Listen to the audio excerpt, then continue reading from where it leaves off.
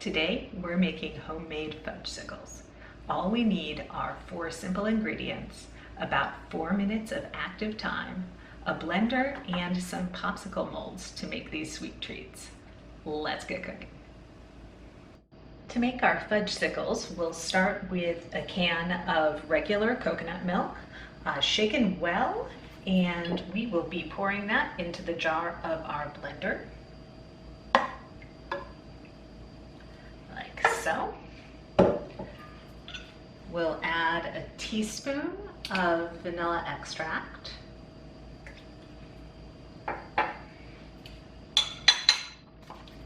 Five tablespoons of cocoa powder. You can use any unsweetened cocoa powder you like.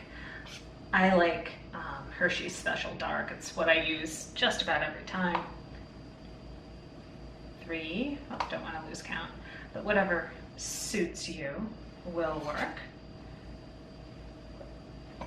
And then 2 tablespoons of granulated sugar. As far as changes to make, the coconut milk actually doesn't make these taste very coconutty, so don't worry about that. And it does keep it all dairy-free and vegan, so that's cool.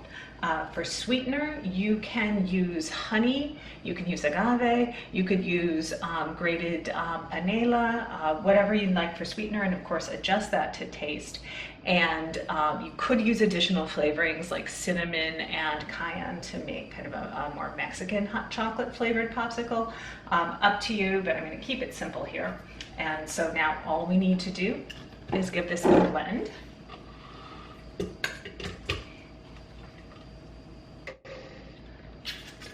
I pause once to get the bits that sometimes stick along the top.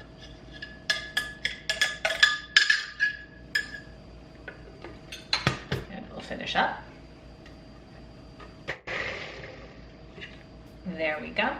At this point, you can check your mixture for sweetness and add a bit more if you'd like. You can also check if you're real sensitive with texture to make sure that there's no grittiness left from the cocoa powder. But other than that, we just need to pour this into some popsicle molds. You'll wind up with about 2 cups of fudgesicle mixture. All right. By the way, if you're not patient, you could pour this into a bowl and let it sit in the refrigerator covered, and you have some pretty good chocolate pudding. All right. But if you have just that little bit of patience, you can apply it to letting these sit for 2 hours in the freezer. And if you have patience but no popsicle molds, you can do this with popsicle sticks in small cups, small paper cups, or other things. You can definitely do it that way.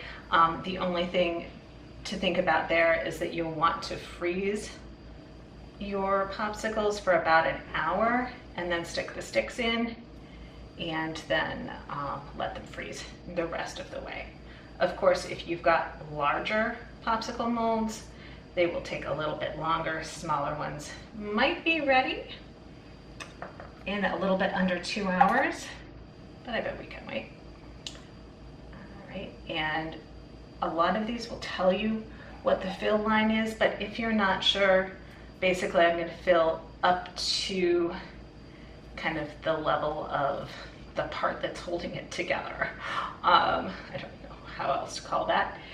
If you overfill them, you won't have like a freezer disaster, but it might not be the most neat and tidy thing. If you've underfilled one, I think we're going to be able to fill that all the way.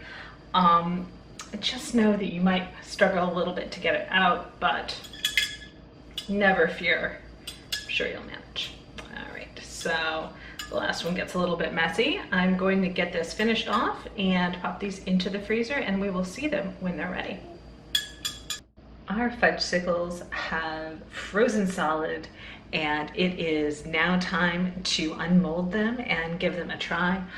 This is where we need just a teeny bit more patience if we just kind of try and pull that popsicle stick out right away. All we're going to get is a popsicle stick. So a few methods: you can set this on out at room temperature for a couple of minutes, or in some room temperature water, or just if you want one of them at a time, just hold it in your warm little hand for a few minutes, and it should unmold all right. So let's see what we've got. Ta-da! One homemade fudgesicle. So I'm going to give this a try. We hope you try this recipe too, and you check back every Friday at 4 o'clock for a new video.